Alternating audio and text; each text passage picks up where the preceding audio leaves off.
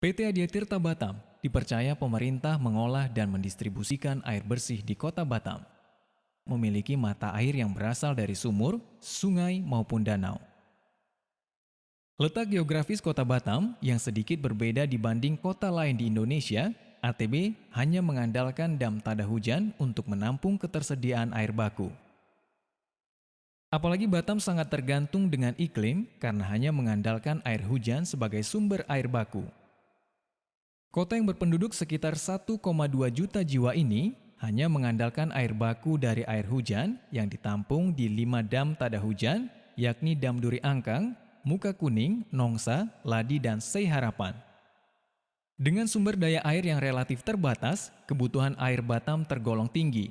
Hal tersebut dikarenakan pertumbuhan penduduk Batam terbilang signifikan. Laju pertumbuhan penduduk Kota Batam mencapai 8,1% per tahun, jauh lebih tinggi dari rata-rata pertumbuhan penduduk nasional yang hanya 6% per tahun. Batam memiliki cadangan air baku dari 5 dam tada hujan sekitar 3.850 liter per detik. Sementara air baku yang sudah digunakan ATB untuk memenuhi kebutuhan air bersih, 255.000 pelanggan di Batam sudah mencapai 3.500 liter per detik. Cadangan air baku yang ada saat ini diperkirakan hanya akan cukup hingga tahun 2020 mendatang.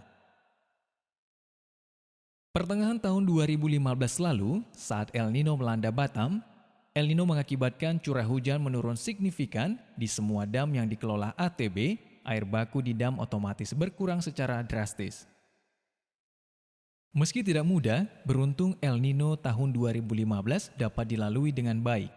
Di akhir tahun 2015, curah hujan sudah mulai turun, namun belum membuat pulih dam dan belum ada recovery. Pada tahun 2015 kita menghadapi El Nino. Nah, kita masih beruntung di akhir tahun 2015 sudah mulai turun hujan, tetapi sayangnya dengan sudah turunnya curah hujan itu, kondisi dam di Batam ini belum semuanya pulih. Artinya memang belum belum ada recovery terhadap permukaan air dam.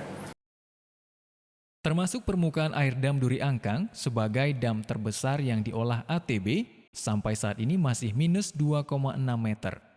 Di BTP Duri Angkang saat ini kita masih berada di level minus 2,6 meter.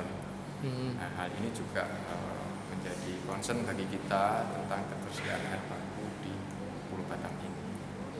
Dam Duri Angkang tetap jadi konsen utama ATB untuk mensuplai air bersih. Sebagai tulang punggung, Dam Duri Angkang mampu mensuplai 60 hingga 70% jumlah suplai air untuk Batam.